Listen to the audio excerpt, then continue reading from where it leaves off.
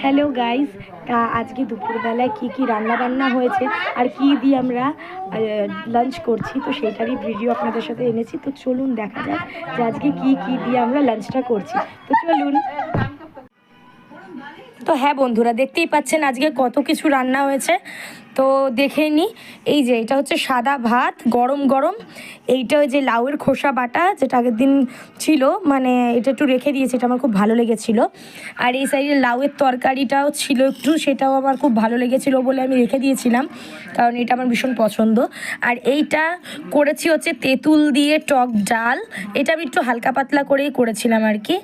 তা মা তো আজকে বাড়িতে নেই, সেহেতু দিদা যেমন পেরেছে তেমনই রান্না করেছে। আর এই দিকে দেখুন আলু দিয়ে ডিম দিয়ে একদম মাখা মাখা একটা তরকারি হয়েছে।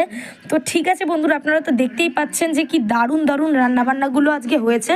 আর গরম ভাতের সাথে যে এই যে লাউয়ের খোসা বাটাটা, এটা যে কি অসাধারণ লাগে যে আপনাদেরকে কি বলবো। তা ঠিক আছে বন্ধুরা, ভিডিওটা এখানেই কাট করছি। আপনাদের যদি ভিডিওটা ভালো লেগে থাকে তো অবশ্যই লাইক, সাবস্ক্রাইব, শেয়ার এবং ফলো করতে একেবারে ভুলবেন না। আজ এইটুকুই, টাটা।